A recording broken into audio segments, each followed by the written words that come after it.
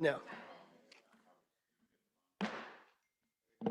Okay, I would like to call to order the 735th regular meeting of the Yosemite Community College District Board of Trustees on Wednesday, June 10th. I don't believe we'll have anybody participating by Zoom, so we'll skip over that. Moving on to 2.1, call to order. And I should tell you that Trustee Begg said she was running late, but she will be here, and I think as will Trustee Hinton.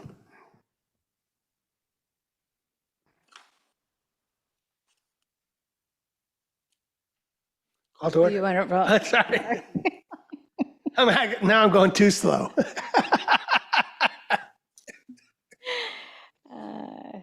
For the record, student trustee-elect will come at the 5:30 session. Trustee Aguilar, Here. trustee Garrett, Here. trustee Nicolau. Here. Vice President Davis Here. and President Richards. Here, Quorum is established. as I said, we won't have any virtual participation. Do we have any statements of conflict? Do we have any public comments?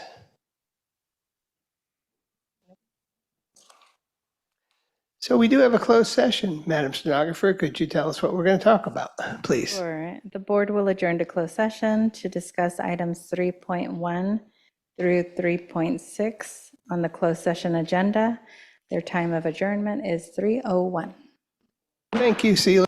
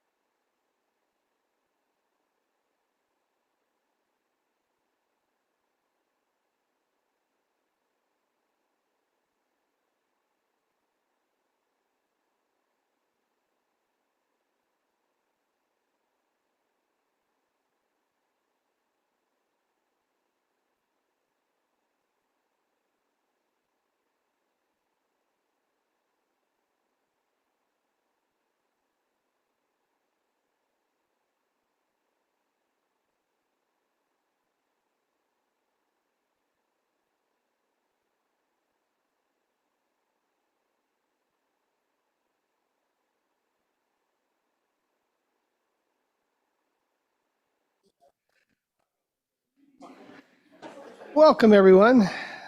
I would like to call to order the 735th regular board meeting of the Yosemite Community College District at 5:30. Start off with the Pledge of Allegiance. Trustee Nicolau, could you lead us?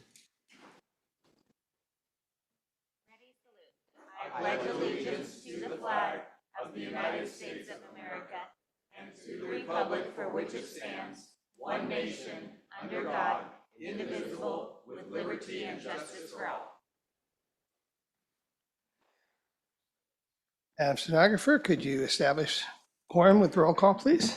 Student trustee-elect Seth Rodriguez. Present. Trustee Aguilar. Here. Trustee Beggs. Here. Trustee Garrett.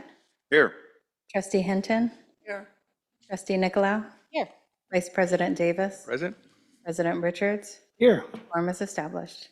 Great. So we have an exciting thing, 4.5. Chancellor Tran, would you please swear in our new trustee, whose mother is here? Glad to have you here.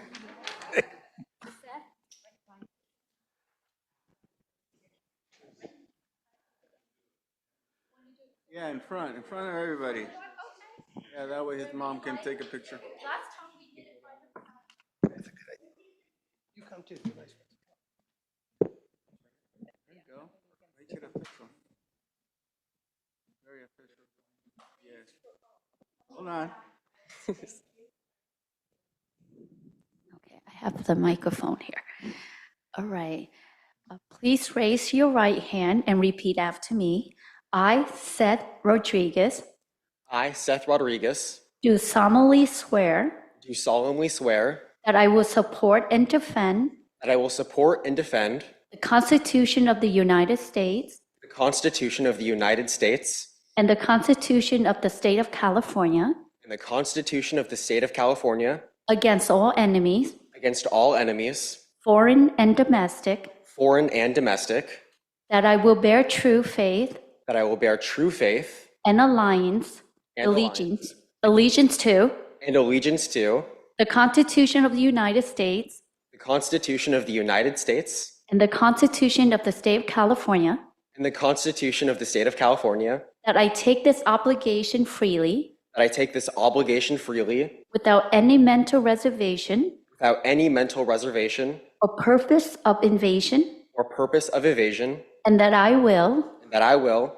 well and faithfully, well and faithfully, discharge the duties discharge the duties upon which I'm about to enter. upon which I am about to enter. I now officially declare you the student trustee of the Yosemite Community College District. Congratulations. That's so Let's special. get a picture here. Okay. Come over here. Before you wait, Yes. get a picture. Yes. Come over this way, bro.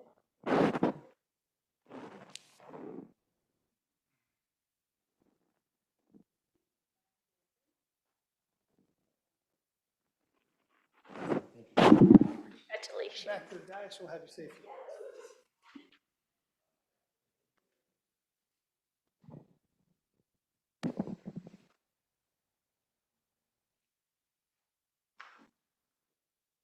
Please stay a few ways. You don't have to stand. Okay, God, I'll sit back down. My name is Seth Rodriguez. I'm a sophomore at MJC. I'm a political science major, so this is a huge stepping stone for me, so I'm really excited to be here. I'm really excited to serve my community and serve my student body and be an accurate voice for the Board of Trustees. And thank you guys so much. Okay, getting back to the agenda, we do not have a report from closed session. Do we have any statements of conflict? Do I have? What's 4.8? Do I have a conflict? I don't think so. No. Okay, any changes in the order of business? Okay, 4.9, anybody from the public want to make any comments? Okay. Now I'm up to 5. Action items consent. First of all, is there anybody that wants to pull anything from the consent agenda? Darren, do we have the personnel thing? We do. We can do it now or? Please, That go ahead and do it now. flavor for? Yes, sir. All right. I never know. I like to keep you on your toes. You're changing things up. Okay. So we have, as customary, see, you're all blurry right now, but if I don't wear these, I can't see what I'm going to read here. So, customary to recognize our employees who served the district and served our community and the students at every meeting. So first, tonight, we have Ida Ponder, 30 years of service, professor of business administration, career and technical education at Columbia College. So, you know, career and technical education is extremely important, and business administration is a wonderful field. There's a lot of opportunities out there. And I know Ida has, in her, 30 years of service, has opened the door to a lot of possibilities and provided people with career opportunities and training to be able to do their job successfully. And I just want to thank her for her years of service and wish her well in retirement.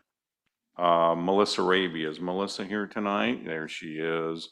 Melissa Raby, 18 years of service, Vice President of Student Services at Columbia College. Melissa, I know, you've taken on a lot of hats and had a lot of responsibilities up there at Columbia College. And at times it's been extremely demanding, changing. And I want to personally thank you for everything that you've done at the institution and for the district and for all of our students up there at Columbia College. I just want to thank you for all your hard work. And I know it's not until September of 2027, but I'm sure you're already thinking about all that extra stuff you want to do and what's on your bucket list. But just thank you very much for everything that you've done, and I wish you well. So thank you. Beleen Robinson, counselor, counseling student services at Modesto Junior College, 18 and a half years of service. I'll say my comments and the same for the next person, also a counselor, but at Columbia College. A lot of students come to the institution not knowing what they want to do. It's very confusing. Higher education is a new path, a new world to them. A lot of times they're the first in their family to attend college, and counselors are sort of the first ones they talk to that provide a roadmap and provide guidance on what classes they want to take, what they may want to do with a degree, what field they want to get into. So counselors we rely on a lot to provide navigation for education, and particularly now with guided pathways. So both for Beleen Robinson and Derek Wydick, who has 12 years of service at Columbia College, same thing. Just want to thank them both for their years of service and all the help they provided to our students in their combined years, and wish them well in retirement. So that's all I have this evening. Thank you. Trustee Seth, I should have said, is there anything you want to pull from the consent agenda? No, thank you. Okay. Can I get a motion to approve the consent agenda? So moved. Can I get a second? Second. You also know, so you are an advisory person, so you get to vote on this first. How do you feel about the consent agenda? I feel good about it. Okay, so I'll take that you'll approve. Yes, aye. Okay, all those in favor? Aye. All those opposed? Thank you. Okay, moving right along.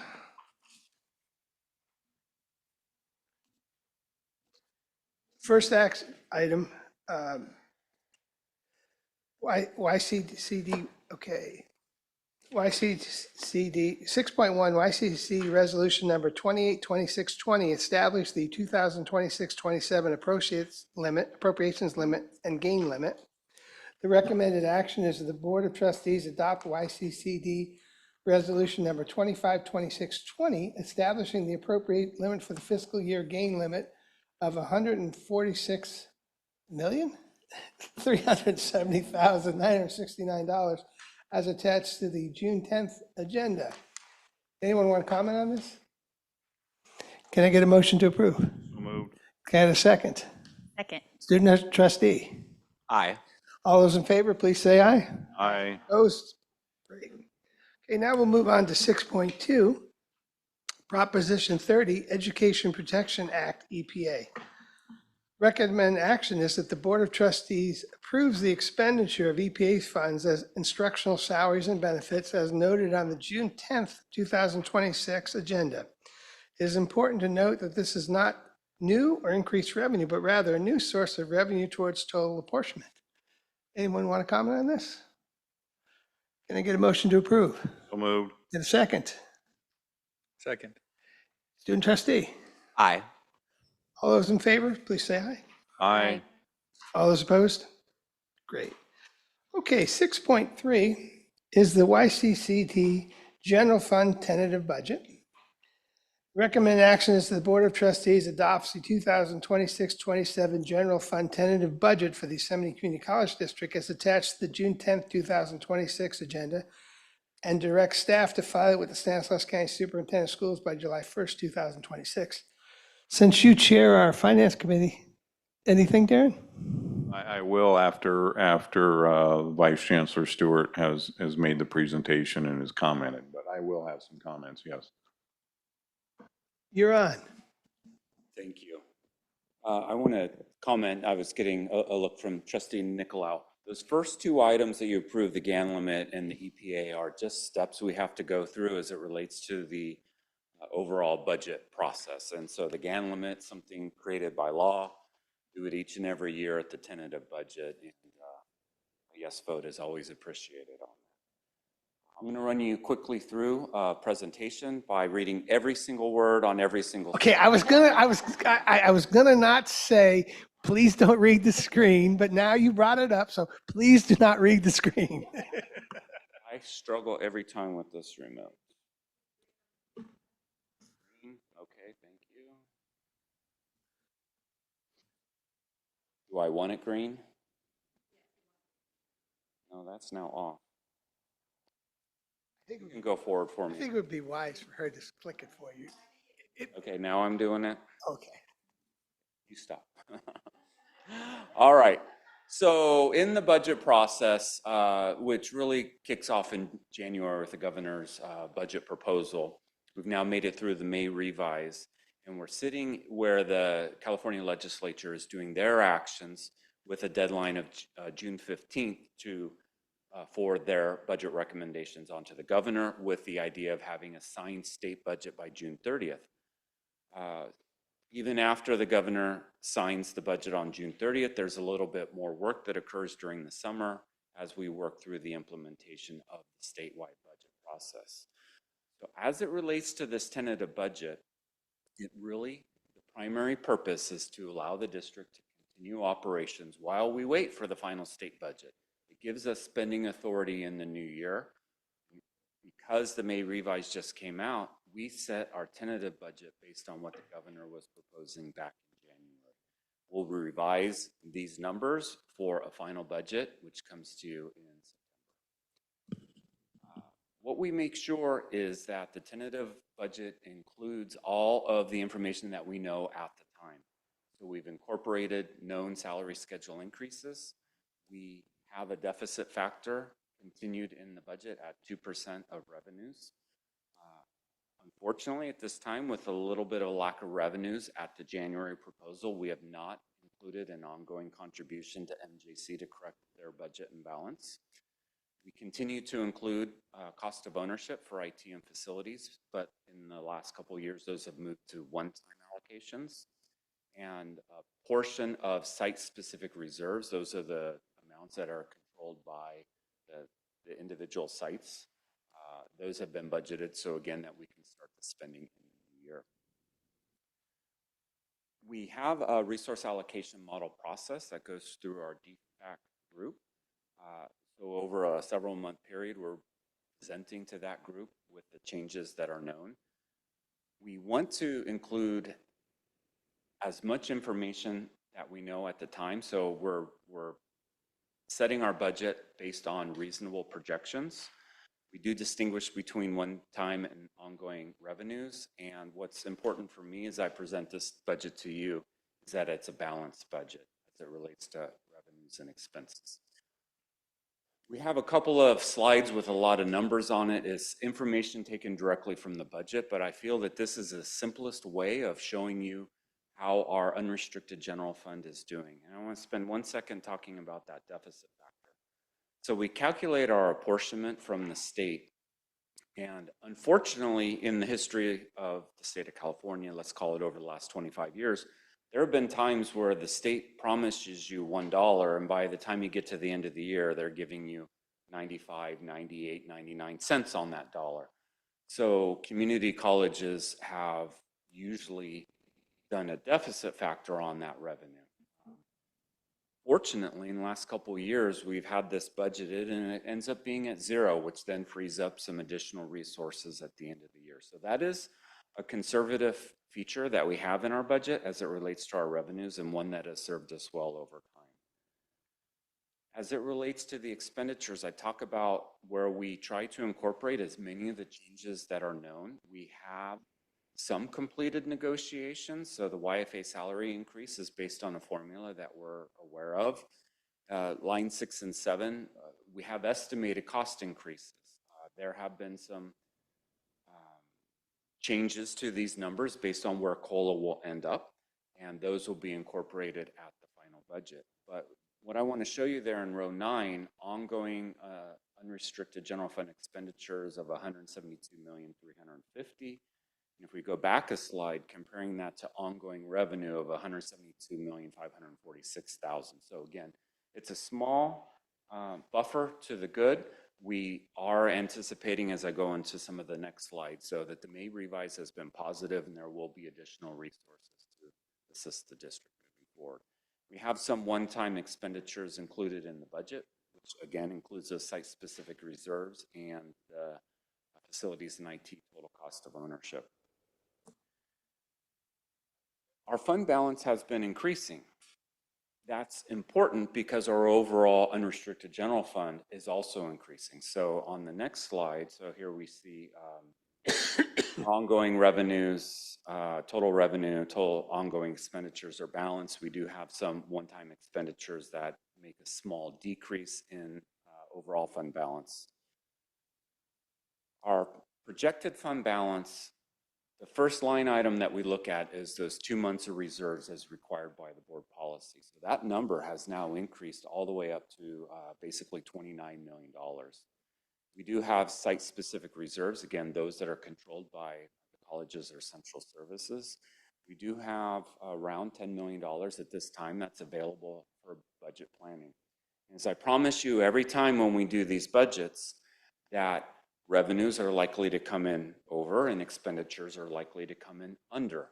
So as we close out the 25-26 year, we are expecting an increase to fund balance even from where I have it right now.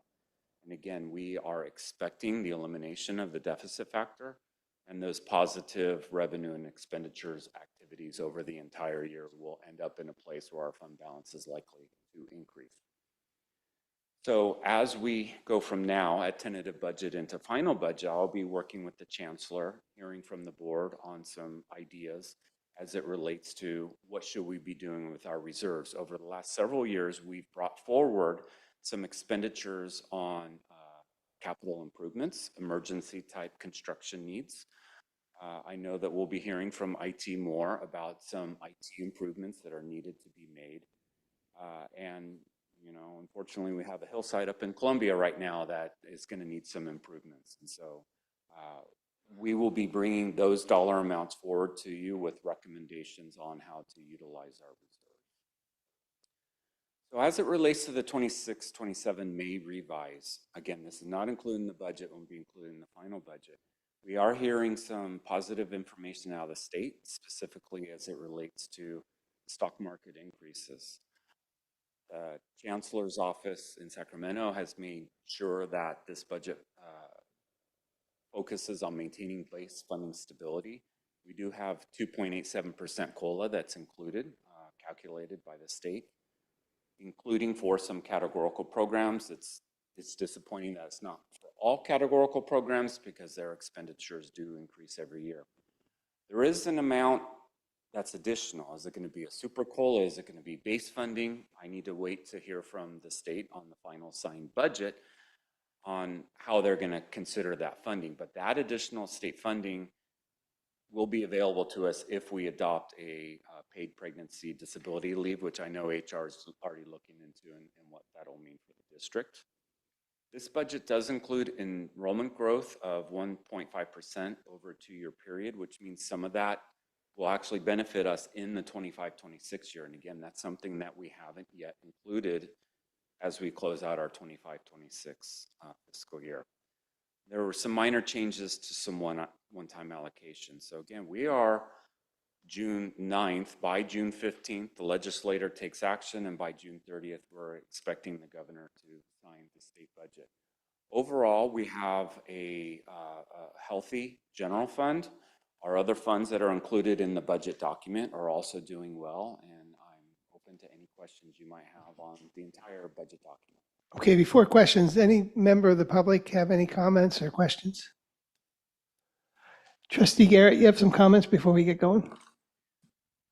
Well, Trevor, you've done a great job, and of course, we got this presentation at the Finance Committee level, and so this is sort of a repeat for those of us that sit on the committee. I keep saying this, we need some staff recommendations from facilities. I know, Anna, you've probably got a laundry list of priorities right now, so we would like to see that sort of, if you were queen for a day, what would be your top 3, let's say, that really need to be addressed. So before we adopt the final budget, I think the board would like to see that as a recommendation from you.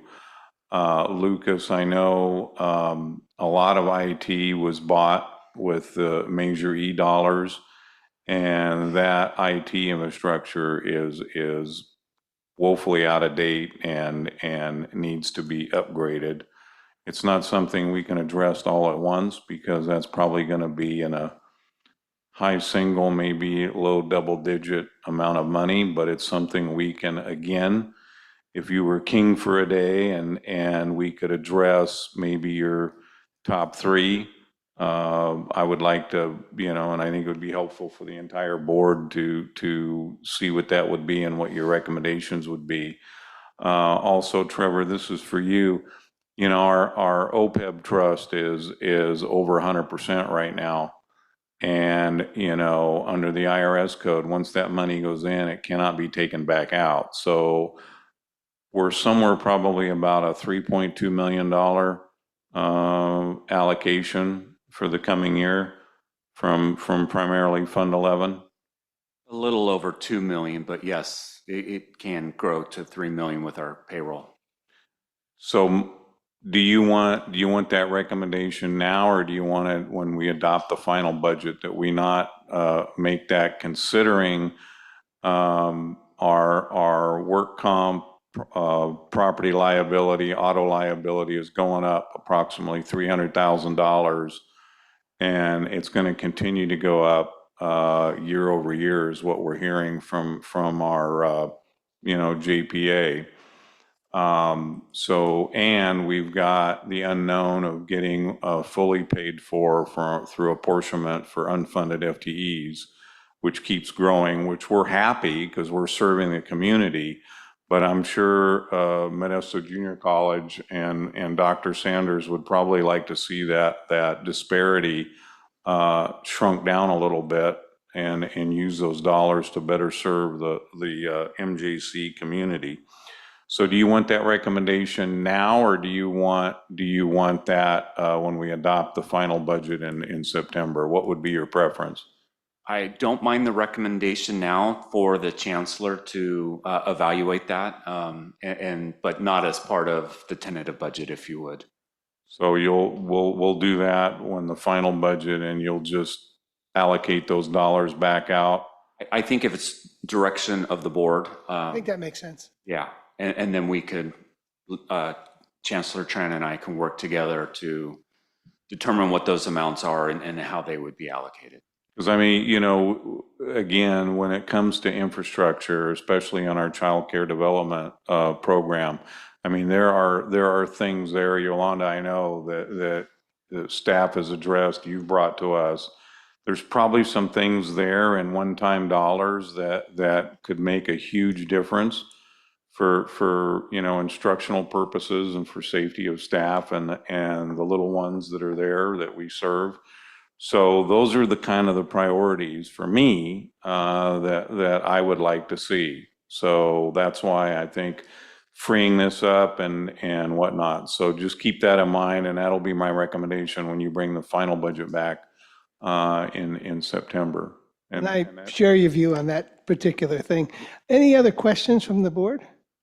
Comments? Can I get a motion to approve? So moved. And a second? Second. Student trustee? Aye. All those in favor say aye. Aye. Opposed? Carries. Okay, now we're on to 6.4. YCC resolutions number 252623 and number 252624, authorizing application for affordable student housing program. The recommended action is that the Board of Trustees adopts the resolutions attached to the June 10th, 2026 agenda, authorizing the district to submit the student housing grant opportunity for Columbia College and Modesto Junior College to the California Community College's Chancellor's Office. Number one, YCCD Resolution Number 252623, authorizing application for affordable student housing program for Columbia College. Number two, YCC Resolution 252624, authorizing application for affordable student housing program for Modesto Junior College. Anyone from the public want to comment on this? Is there a presentation or just can I There's get? not a presentation at this time. It is possible that there could be one next time. We have to work with the Chancellor's office to determine if this resolution is enough, or if in July you'll have to actually approve the application Okay, package. with that, I'll ask for, yes. Just so I can get clarification, I know we have a well-established student housing facility up at Columbia College, and there's a huge benefit to that with everything that we want to do. Can I just get some kind of a Reader's Digest version of Modesto Junior College? Is it the idea to enhance and expand what we have over here on the West Campus with ag students? Or is this something that we envision something bigger? Let's hear from President Sanders on this, please. We've conducted or been conducting a study of what needs are there for student housing through the agency that works with Columbia College. And they are coming back with a need for apartments, that there's some need among the students for that. So it would not be at the student housing for agriculture. Instead, it'd be where it's located on the facilities master plan map that we reviewed with you at one point. It's at the far end of this front drive, essentially just past the child center, past Wawona and Miwok, next to the horse facility. So President Sanders, this is something that if we could get the grant for, you would really be in favor of. At this point, I think it would be terrific if we could have some on-campus student housing. See, I thought because when we looked at the facility master plan and we discussed it, the original footprint that was presented to us was student housing at Tully and Stoddard, if my memory serves me It was correct. East Campus and West Campus. Right, locations. and I thought we had a discussion where we said, you know, we really don't want to take that obligation on. And I thought we made our wishes kind of clear in discussing that.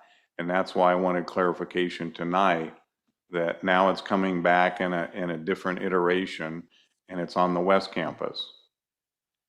So in the master planning, it was a location on each campus as an option. Of the two locations, the West Campus location is preferable, and the study that we've seen does seem favorable to having housing here on campus. For instance, they reviewed all of the housing stock that's available in the region of the MJC campus over here, and they found nothing that they could really compare in their class A, B, and C. Think of those as letter grades.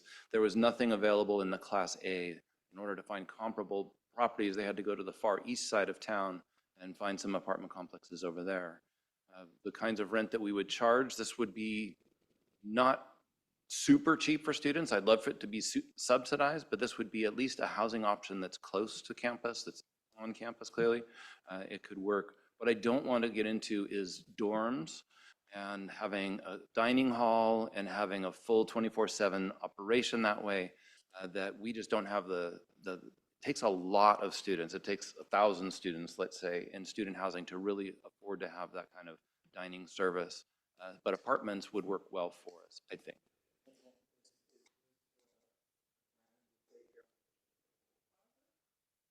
I don't know the answer to that. The purpose of doing this application is to get both colleges on the list for state funding. Those colleges that provide a significant amount of local funding may rank higher. In our application, we're saying we would contribute up to 5% of the total. So if this is a $60 million project, 5% of that obviously is a much smaller number. So this would not be a bond project. We're not asking for this to be a project like that. And again, it just gets us in line. There has not been the funding, but the chancellor's office has asked those colleges that are prepared to go ahead and do this, get ourselves ready. And if state funding becomes available, it would be a great opportunity for both colleges. Oh, see, just hear me out. This is totally new to me. This wasn't really articulated that this was, I had an idea. But see, at Columbia College, we have this plan with attached to certain programs and attracting students from all over California for certain programs. And to me, that makes the best sense. This is just, coming up with, I think, 5 million we'd be getting off cheap. But this is building something. You're not attaching it to a program. And I disagree. This is going to be a huge commitment if it's built on the part of staff and everybody to monitor, police, and everything. And I'm going to ask that we take the resolution separately because I'm not going to vote in favor of the one for MJC. I just can't. Do we have any other comments or questions? Could I comment? Because I think what brought about the idea to get on the application trail, because Brian Sanders, when we go out in the community, there are private donors who said, I am interested in a possibility of funding for your housing. This is why we want to get on the list in case the grant does, the opportunity does come through from the state. At least then we say, hey, we're on the map. There's our interested donors who say we will invest in our housing. That's why Trustee Garrett, that's what brought about, again, for MJC. Trustee Davis? I will split them. Trustee Davis. I guess the question is, what's the harm in it? When you, let's imagine we approve both of these resolutions, that doesn't mean the money's coming the next day. It may never come. But if you don't put in your application, then you're out altogether. And I think giving a board options in the future doesn't say we necessarily will see these apartments constructed, but I'd like to be in a position where we could have that conversation knowing that there's a state grant and dollars coming. No. So my question is related. If we apply for the grant and we get it, we can do a more thorough analysis of benefits and costs, and we can turn it down, right? Correct. Then my second question is, have we ever turned down a grant? We have allowed grants to not renew, yes. It's not the same thing. So, Darren, so what's the will? Do we want to split this? Because Trustee Garrett has asked it. Okay, then let's first vote on, could I get a motion to approve the grant for possibility of Columbia College? Move for approval. I do have a question. Okay. You mentioned that the housing for Columbia College students would be a little bit more expensive on the pricier side. Is it possible, I'm not familiar with, once again, this is my first board meeting, but is it possible to somehow decrease the housing prices for these students? Or is that something that's, I think that would not be germane to this particular motion, but we certainly will consider that as we move further. I think that's a good point. But so let me get a motion to approve this for Columbia College. Yes, Trevor. This would have a significant amount of low-income student Oh. housing. You made my job easy. Thank you. Okay, can I get a motion to approve the Columbia? You have a first. You have a Nancy, first. do I have a second? You had Dawn as your first, I believe. Well, I started to say, but that's all right. Nancy Okay. can make the motion and I'll second. Okay, student trustee? aye. All those in favor? Aye. Opposed? Okay, now let's do the same thing for MJC. Student trustee? Oh, let me get a motion first. I'll move for approval of resolution number 2526.24 for application for affordable student housing program for Modesto Junior College. Do we have a second? Second. Trustee Nicolau? Student trustee? Aye. All those in favor? Aye. All those opposed? No, Thank you. Two of them. Okay, let's move on to 6.4. Garrett and trustee Aguilar. Oh, wait, I'm sorry. We're going to move on to 6.5. 6.5 is a personnel executive contract renewal. The recommended action is that the Board of Trustees discuss and potentially take action on a one-year contract extension renewal for the Vice President of Student Services at Columbia College as listed on the June 10th, 2026 agenda. I have something else to read. The next item on the agenda is item 6.5, which is for approval of a contract addendum for the Vice President of Student Services at Columbia College, Melissa Raby. The addendum is available to the public now, but before we can take action on this item, I am required to provide the following verbal summary of the compensation and benefit terms of the proposed addendums. The term of the employment contract shall be extended 14 months to August 31st, 2027. A new paragraph, 3.3, shall be added to the employment agreement, which provides that for the 2026-27 academic year and through her effective date of resignation, Dr. Raby shall be on special assignment. This will not impact salary, benefits, or work year. All other terms of the employment contract, including all compensation and benefits, remain unchanged. This concludes the summary of the addendum under item 6.5. We will now discuss approval of this addendum. Anyone from the public want to comment? Any questions from the board? Can I get a motion to approve? So moved. Can I get a second? second, Student trustee? Aye. All those in favor? aye. Opposed? Great. Congratulations and thanks for, I don't see you knitting today, though. I was wondering, okay, good. She knits the greatest things. Okay, 6.6, personnel, negotiations, public hearing, YCCD CSE number 420, opportunity for members of the public to comment on the district and CSCA Chapter 420's initial proposals regarding collective bargaining agreement reopen negotiations for 2026-27. The recommended action is that the Board of Trustees conduct the public hearing to receive comments regarding the district and CSCA Chapter 420's initial proposals regarding collective bargaining agreement reopener negotiations for the 2026-27 year attached to the June 10th, 2026 agenda. Do I have any comments from the public? Questions from the board? Can I get a motion to approve? So moved. Get a second? Second. Student trustee? Aye. All those in favor? Aye. Opposed? Motion carries. Now we move on to 6.7, personnel negotiations, reopeners, YCCD CSA number 420, adoption of the district's initial proposal to CSA Chapter 420 regarding collective bargaining agreement reopener negotiations for 2026-27. The recommended action is that the Board of Trustees adopts the district's initial proposal to CSA Chapter 420 regarding collective bargaining agreement reopen negotiations for the 2026-27 year attached to the June 10th, 2026 agenda. Comments from the public? Board questions or comments? Can I get a motion to approve? So moved. Get a second? Second. Student trustee? Aye. All those in favor say aye. Aye. All those opposed? Motion carries. Okay, 6.8, personnel. Negotiations reopener, YCCD, YFA addendum to the initial proposals of district and YFA previously presented and adopted regarding successor collective bargaining agreement negotiations for the 2026-27. The parties mutually agree to include Article 16, part-time and overload salary placement and advancement. The recommended action is that the Board of Trustees, A, acknowledge receipt of YFA and YCC's addendum to the initial collective bargaining proposal reopeners as attached to the October 8th, 2025 agenda.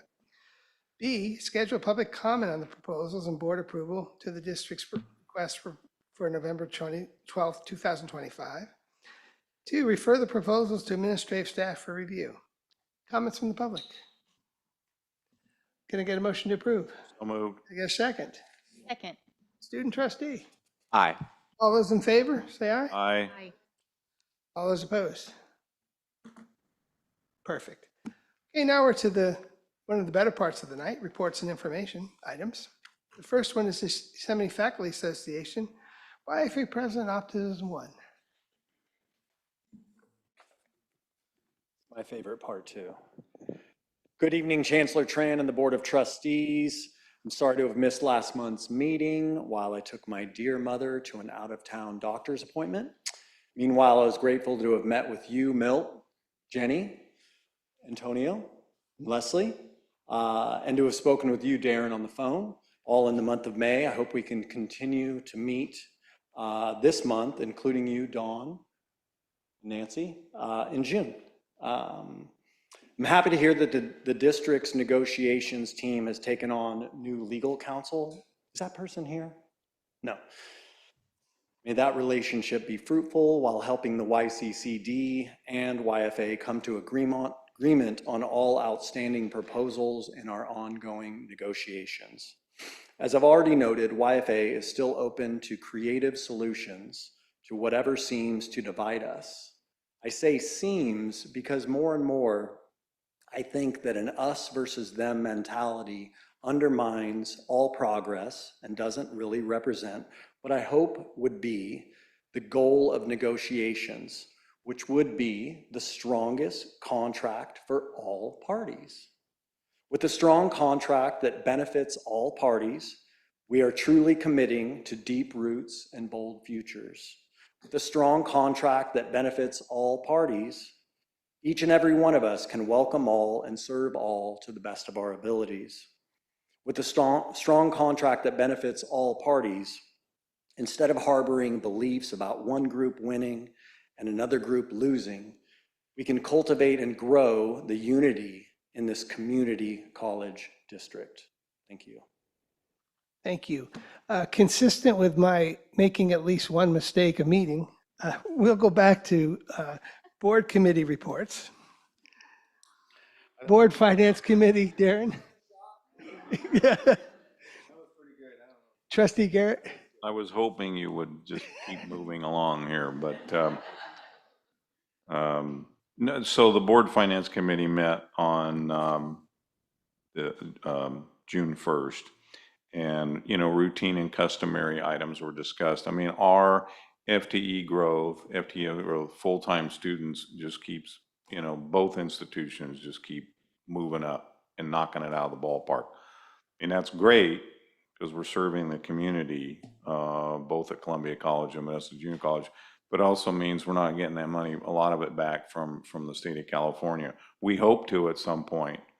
But if we keep going the way we're going, which is great, it's going to create some, we're going to have to be creative and come up with a way to make sure we continue the momentum to serve. So we went over that, the tentative budget, which we've already addressed, and recommendations moving forward for one-time expenditures, both in our facilities and information technology. And beyond that, I have nothing else to report. Thank you. Okay, item number 2, Board Policy Committee report, Trustee Beggs and company. We did not meet. How about the Modesto Junior College Foundation Board? We did meet. We met yesterday, as a matter of fact. There's a lot going on, but I think the main thing is that the Finish Line scholarship amount for next year increased from $150,000 to $300,000. So we are thrilled with that. They are working on some modifications to increase in their process, their scholarship process, to increase outreach and encourage more students to apply for scholarships, because we have more to give. Anyway, it's going well. Thank you. Trustee Davis, anything from Columbia College Foundation? We met on May 19th. The foundation did quite a bit of work that day, assigning committees, assigning members to various responsibilities. Our next meeting is July 21st, but I'll say one of the decisions of the foundation is to have a donor appreciation dinner, just really appreciating all of those who are donating to the scholarships that are up at Columbia, and for all of those who have donated $1,000 or more, they're going to receive just this appreciation and having it. And we're looking forward to that, September 22nd. I think it will be up there at Manzanita, but it might, I don't know the location is definitive yet, but looking forward to showing our thanks to all those who are making that foundation such a powerful instrument for funding students' education. Trustee Aguilar, anything from the Association of County School Boards? I think they have their emails crossed, but I'm trying to figure it out. Thank you. Darren, anything on the Valley Insurance? Yeah, so we had a meeting in Merced this past Thursday. Myself, Vice Chancellor Stewart were there, as long as the alternate member, Saul. You know, we went over the budget for the JPA, and then, as I previously stated, the increase in costs, particularly in the work comp arena, because, and it's tied directly to, you know, health insurance and medical costs on these claims. Everything's going up, so our cost is going up. But still, I mean, even though it's going up almost $300,000 approximately, it's still reasonable, and we should be grateful that Trevor does an excellent job, highly respected by the group, and being in that JPA really saves us. And we did address, got a preliminary on the coverage going to ASCIP for our high liability, I guess, for lack of a better term, coverage, and the concept that down the road it would go up to 10 million for the initial 10 million coverage, and the cost there is going to be reasonable, and we should, I think he said we should have a final number in about 30 days. Yeah, again, insurance is going well, but it's still a 10% increase, so Yeah. that's market conditions. Right, yeah. So we should have a final on the cost within the 30 days. Other than that, that's all I have. Now we're back to the association reports. Classified Senate activity reports, no optimism, you don't get to go again. President Glenn McCoskey, is he here tonight? Not here tonight, okay. And then Modesto Junior College, Amanda? I knew that. Good evening. Thank you for the opportunity to speak with you tonight. I wanted to let you know that we just sent 13 classified Senate representatives to the Classified Leadership Institute for the state 4CS last week. I wanted to thank our MJC Professional Development Committee. There was a grant application and that allowed us to send all of those people. So I just want to thank them for that support. We had our meeting last week for the June, and we've been asked as a group to provide some more training on AI in our job capacities, and also how we can leverage it responsibly and ethically within the district. So I will be reaching out to you. We've also been asked to provide some training on colleague. There are a lot of things that we don't know necessarily that it does, and so we've been asked to create some training on that. So I'm excited. What's that? What's colleague? Colleague is our what? Enterprise system. It's where we do our schedules, create our schedules. It's where we keep all of that student-based information.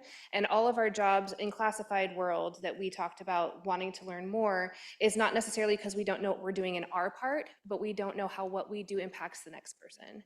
And that kind of information is empowering if you understand how that, because you can leverage it and do it better. So that's kind of what we were talking about, liking some additional training on that. Does anyone have any questions for me for MJC Classified Senate today? Thank you. Thank you. Okay, student, nope. Just kidding. Sorry, I raised my hand late. When you say training on AI, what do you like? What would that training entail? So we use Microsoft systems in our offices, and it has an AI component, Copilot. It's that kind of stuff. It's the stuff that Lucas has let us know is safe within our networking system that's behind the firewall, but we're not necessarily sure what that means for our individual day-to-day usage. We have ethical concerns, like what can we put in it, what can't we put in it, that we just like to ask somebody that is their wheelhouse. So that's what we're thinking. Okay, thank you. Any other questions? Thank you so much. Okay, student senate activity reports. Is Echo Carrero here? Okay, we'll get it next time. How about from MJC, Matthew Antrin? No, I want to tell me how to say it. Antarian, thank you. Good evening to the esteemed members of the board, the newly sworn-in student trustee, and the wonderful folks joining us in the gallery today. My name is Matthew Antarian, and I'm proud to be serving as ASMJC's president for the 2026-2027 term. So far, our executive council has been hard at work preparing the foundational training for the incoming student senate, collaborating to ensure that our North Star remains bright and student-focused. We look forward to future collaboration and communication with the Board of Trustees and with the general constituents of the district. Foundationally, our colleges are nothing without our students, and we are proud to help advocate on their behalf, express their thoughts and concerns, and help contribute to a brighter future for higher education in the Central Valley. Thank you for all your time and effort serving our community. If ever the board wishes to reach out to ASMJC for one reason or another, please do not hesitate to do so. I look forward to reporting on our works and accomplishments in the year to come. Thank you. Thank you so much. Okay, California School Employees Association, Tracy. I think she's in Disney World, as I remember. Okay, no report from Dr. Choi. Academic Senate reports. Did you want to spill any coffee anymore? No. That's an inside joke. No report. Professor Flores, anything?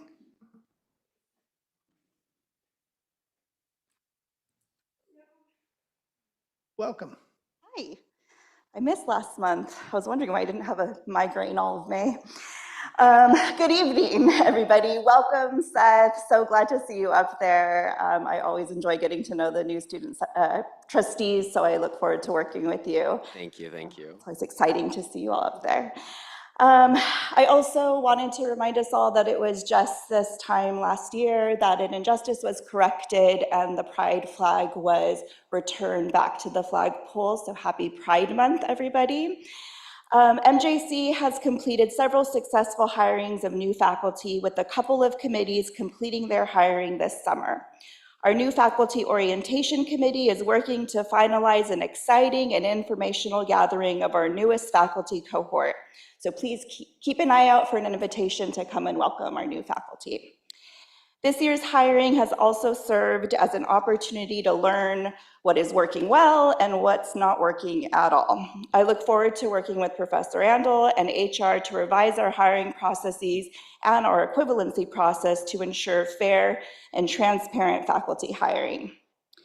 Speaking of fair and transparent hiring, it was also this time last year when an interim chancellor was hired using a process that didn't include constituent input in a meaningful way.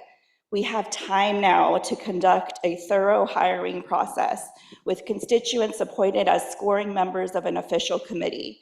It's time for permanency, and the hopes that it provides the same success for our district that admin permanency of our executive team has provided to MJC. Thank you. This concludes my report. Thank you. Leadership Team Advisory Council, Samantha.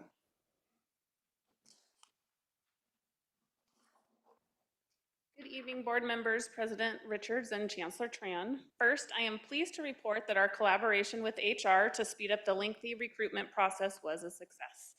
The successful candidate for my reprographics operator position is actually on tonight's agenda for your approval, a full 2.5 months quicker than the old process. Improvements to the process include providing a full timeline when the request to announce is entered, no longer delaying recruitment until a retirement or resignation is on the board agenda, requiring the constituent groups to identify their representatives at least 1 week before the recruitment closes, providing the timeline to potential committee members to verify their availability, holding the initial committee meeting before the recruitment closes, HR confirming MQs as applications come in so that committees can begin scoring them earlier, and having a later board agenda deadline for personnel items. In the example of my reprographics operator that went out for internal recruitment on April 9th, the successful candidate would not have been able to start until September 2nd. This is after our busiest time of year, which is the beginning of the semester. However, with these improvements, the position is on the agenda tonight with the June 15th start, which is Monday, which will provide ample time for training prior to the fall semester. I'd like to thank HR and the Chancellor's Office for their willingness to collaborate with LTAC on this. They made improvements that make the process more efficient, which will benefit both students and staff. This collaboration demonstrates progress on objectives that are outlined in both the district strategic plan as well as the IEPI plan. Leadership team positions in years 1 and 2 of the previous reclassification process are currently being evaluated by an outside consultant. We expect the results to be on the July or August board agenda with an effective date of July 1. And finally, LTAC strives to represent the opinions of our members. And so we recently conducted a survey on topics related to our meet and confer. We got 63 responses out of 95 members, which is a 66% rate of people filling it out. And so we will share those results with HR and the board as the board is appropriate. And this concludes my report. Thank you. Thank you. Moving on to 8.2, presentations and update. Interim Chancellor Tran.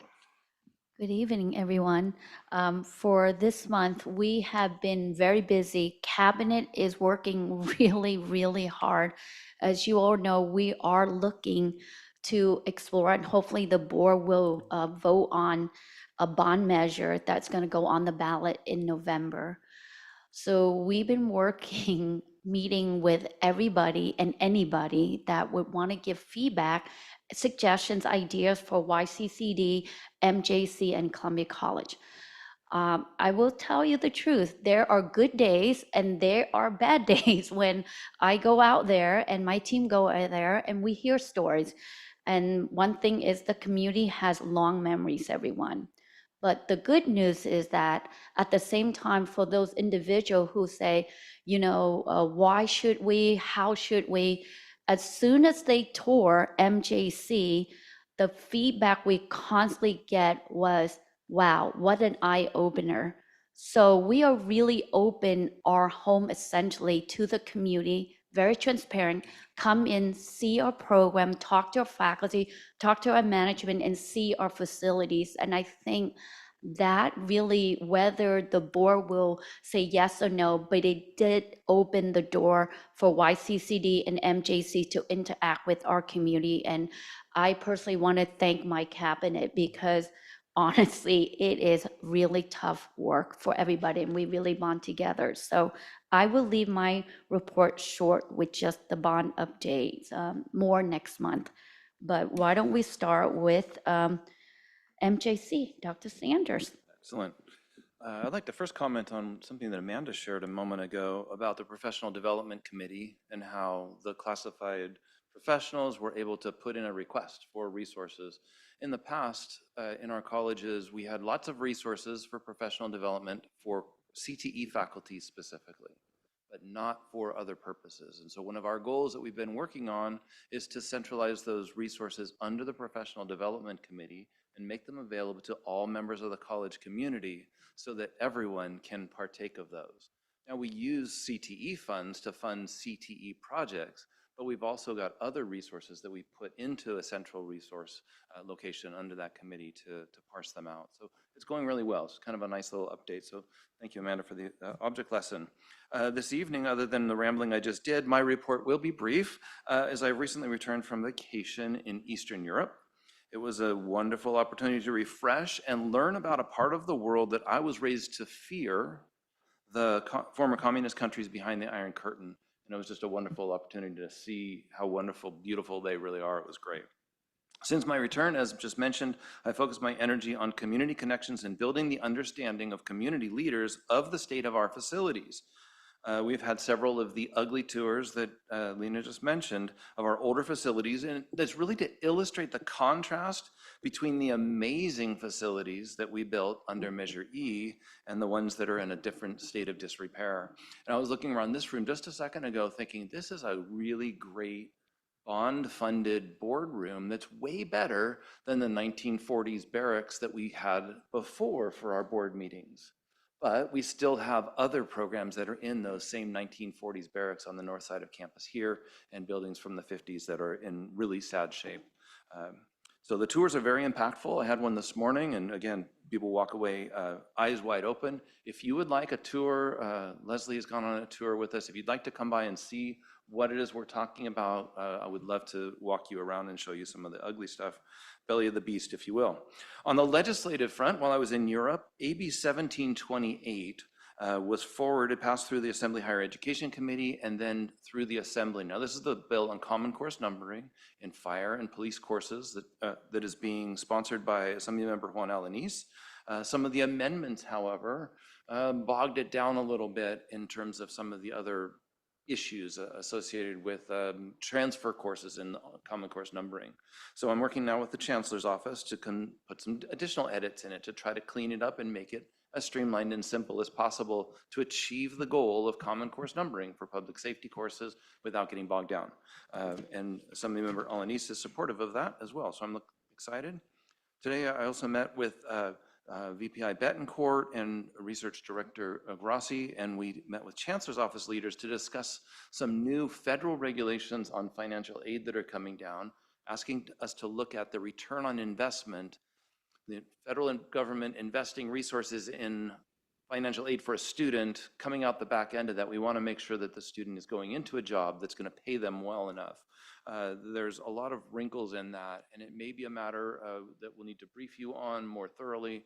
The Chancellor's Office was grateful that we were bringing this to their attention, and they're diving into the underlying data sets to figure out what's going on there as well. And then lastly, I want to invite you to come to MJC on Saturday or on Sunday, anywhere between 9 and 2 or 3 in the afternoon. It's going to be hot, but wear your sun hat. It's the 27th Annual American Graffiti Festival and Car Show. We're going to have about 1,300 cars on MJC West Campus on Saturday, and about 1,000 of those are in the parade downtown on Friday night. So come on by. On Sunday, classic cars are going to be joined by some newer cars. Another car club joins us in on that location. They'll be out in front of the Science Community Center, so I hope to see you there. What was that? 9 and 3. 9 to 3. The awards ceremony, if you want something that's kind of fun, you sit in the shade. Award ceremony is on Sunday at 2 o'clock, and all the best cars judged are going to be coming through. Thank you. All right, Dr. Redwing. Good evening, YCCD trustees, including Seth, our new student trustee, President Richards, Vice President Davis, Chancellor Tran, staff, colleagues, and community members. Thank you for the opportunity to provide the June 2026 report. And if I must say, welcome back, President Sanders. It was nice. I haven't been here long enough to deserve a vacation, but I did go to another place we've been raised to fear. I spent a night in Fresno. So that was interesting. So it's nice having you back. So college life at Columbia, as we approach the heat of summer, remains engaged in a wide variety of projects. But as you can tell from today's meeting, we're also preparing for some changes in the college leadership team. So first of all, in addition to Trustee Garrett's retirement congratulations, I would like to add the college's congratulations to Ida Ponder, Melissa Raby, and Derek Wydick for your many years of service. You are cornerstones to the college, and on behalf of the college, we thank you for your service. We would also like to thank Donner Cooper, Vice President of Instruction, Brandon Price, Dean of Career Technical Education, and Joe Carranza, Dean of Arts, Sciences, and Human Performance, for their years of service to our college and our communities. All of these employees have been integral to both day-to-day functioning of the college and strategic planning, while providing a wide variety of opportunities for advancement in our communities. Thanks to each of you for your service, and best wishes to each of you in your bright futures. So as you can imagine, we're spending a lot of time looking for new talent to cover these important responsibilities while ensuring continuity of function, and this is a priority of our work this summer. I would also like to share a bit more about our community campaign to fill the local community radio waves with interviews of Columbia College stars at KAAD Radio and Sonora. Michael Baldwin who oversees dual credit and early college at Columbia College and has recently completed 2 interviews at the radio station. He is also slated to travel to Boston next month for training at MIT. Michael grew up in Tuolumne County, attended Somerville High School, and later majored in chemistry at UC Merced. He came to work at Columbia College in the chemistry lab and is now director of dual enrollment, overseeing an area responsible for enrolling roughly 1 out of every 5 of our college's students. You can find Michael's interviews online at the Looking Glass archive on KAAD Dome Radio. On Thursday, June 18th, the Beyond Gold Stories Across Culture speakers will have the last of our 4 events this semester with a presentation from Sylvia Alden Roberts, author and historian based in Northern California's foothills, who founded the Mother Lode Black Heritage Foundation, an initiative dedicated to the preservation of the legacy of African American pioneers of the California Gold Rush. In partnership with the National Park Service, her work has contributed to placing African American Gold Rush history in 2 Smithsonian museums. In other great collaborative news, Tuolumne County Arts and Columbia College are thrilled to share that our art department will be partnering with Tuolumne County Arts in the fall to facilitate a Columbia College student art show in downtown Sonora with the Chamber of Commerce. This exhibition will include 2 receptions in conjunction with both the October and November 2nd Saturdays in downtown Sonora. If you've never been, it's a hoot. There's artist art and occasionally a glass of wine that allows you to buy some of that expensive art. So it's a wonderful evening. Our creative team is working on this and a few other exciting projects involving downtown expansion and the possibilities for future collaborations of our footprint with partners in the downtown area. Last 2 pieces of news for this month's report. First of all, Columbia College, along with other colleges, including Modesto Junior College, is continuing its participation. Yes, I have to mention the microplastics group. Every drop counts. As part of the project, students studied macrophages, immune cell responses to the removing of foreign particles, and we presented, including Columbia College, MJC, UC Merced, and Stan State, at Stan State and at UC Merced in April on the 15th and 18th. Finally, a collaboration with the Mother Lode Job Training Center in Sonora under the leadership of Dave Toney just received news that our Regional Coordination Project grant has been selected for funding from Workforce Innovation and Opportunity, Title I, from the Governor's Office. This $1 million grant award, to begin next month, is set to embed support services inside the local job training center and aims to develop stronger reference pathways, more consistent case management, and better alignment between education and workforce development. Plan goals are informed by regional labor market demand in healthcare, as well as forestry, natural resources, and fire, and the state's negotiated Workforce Innovation and Opportunity adult education benchmarks. A portion of this $1 million grant is to develop engaging experiential opportunities at the Job Training Center in collaboration with the college, including the build out of a makerspace to engage not only grade school, high school, and college students, but adults seeking jobs in the area, as well as local entrepreneurs. That's my 2. Thanks for your report. I appreciate the time. Good evening. Thank you. 8.3 travel report is for information only. Now 9 board comments. Student trustees? Seth? Hi. Oh, do you have any comments that you want to make? No comments. Trustee Garrett? I got ahead of myself. That's all right. Trustee Garrett? I don't have anything for requests for future board agenda. Oh, we're on comments. That's next. I'll just. You'll do both? Okay. I'll do both. Some months back, we had a brief presentation from Professor Lana Von Epps, who teaches mathematics at Columbia College, about how students are entering not only community colleges in California, but 4-year institutions and struggling with mathematics. Well, there's been a report out from University of California at San Diego in collaboration with their academic senate and their STEM professors that proves her point. So only 30% of STEM students were proficient at middle school mathematics. Take that into account. Middle school, not high school, middle school mathematics, only 30%. But then when they looked at the transcripts of these students, what do you think the percentage was of these same pool of students receiving at a minimum an A- grade, showing that they were proficient at the high school level? 95. Pretty close, a little over 90%. So not only, I hate to be the bearer of bad news, but Professor Von Epps is correct.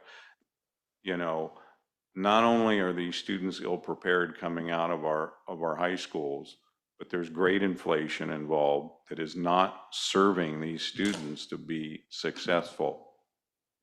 Recently, the faculty at University of California at Davis,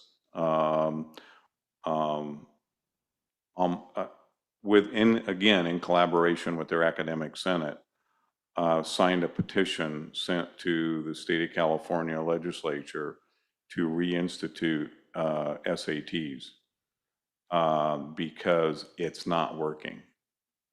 And, what they're finding out is these students think they're prepared. They're entering these programs and they're failing. And they're asking themselves, how can this happen? I can only imagine a student entering an institution like that at UC San Diego or UC Davis, having received an A- in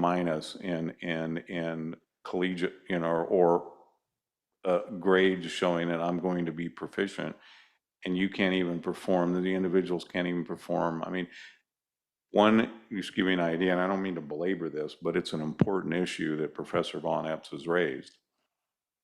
This one instructor took all of her students aside and put one algebra, 8th grade algebra linear equation on the board, and it was 7x minus 5 equals 9.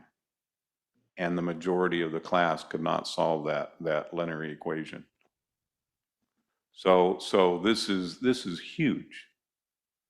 And so I look forward to hearing back from Professor Von Epps and her colleagues on how we're going to address this. This is bigger than us, as she pointed out, and I want to congratulate her and commend her for having the bravery to bring this forward. But it is something that needs to be addressed. And on a lighter note, President Red Wing, if you need to feel safe in Fresno again, I'm sorry. I have deep ties to Fresno, and I will pass along your concerns to my wife, who was born and raised in Fresno. So It was a lovely visit. I'm sure it was. Trustee Nicola, any board and future board agendas, items, or comments? Trustee Davis, same question. Not really, but my wife and I are both Fresno State Bulldogs, so that's already. It was a really lovely visit. No, nothing tonight, thank you. Trustee Hampton. I'd just like to welcome our new student trustee to the board. Welcome for the next year. It's glad to have you here. And I guess I'm just on a truck that I'm not sure where it's going to take me, but hopefully things get better with my health and everything, and I can get out of this stupid chair and back to normal things. But fighting insurances and physical therapy and stuff like that, and it's been a journey, but it's one that I've bottom to be able to get back here live in the meetings, which I hold very important. And I've been open to people coming and seeing me where I'm residing right now, and not losing a lot of the becoming humble, we'll say. And I've met some people from here and constituents that have come and based concerns and interest and pride in MJC. And I've learned a lot about our CNA program and nursing program because a lot of the students are doing their intern where I'm at, so I get to know them. And it's good to know that there's a lot of them there with the passion to be in the position that they're in, not just because it's a decent paycheck. So good job. Trustee Aguilar? Trustee Banks? I'm just going to piggyback on what Darren was talking about. I just pulled up, it said more than 1,100 STEM faculty across the UC system have signed a petition calling for the reinstatement of standardized testing scores by 2027 in the admission process for STEM majors, citing student unpreparedness and a lack of faculty oversight. UC Berkeley faculty were among the first to sign the petition. I don't know if anything similar is going on at the community college level, but it's something our faculty may want to consider.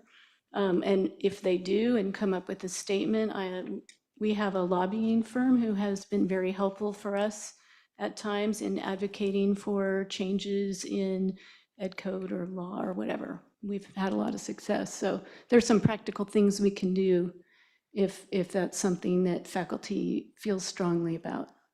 And as he said, it's not good for our students to come out of college not knowing what they should know. Well, having returned from a trip through the wonderful Fresno airport, it was really a great place to be. I mean, very simple airport, nice. Should have done some research before that remark. Yeah. Seth, welcome. It's so great to see your mom here. And Thank you, I appreciate it. we look forward to getting together with you. The next regular meeting of the Board of Trustees will be held on Wednesday, July 8th, 2026, in this same room. We stand adjourned at 7:47. 6:47.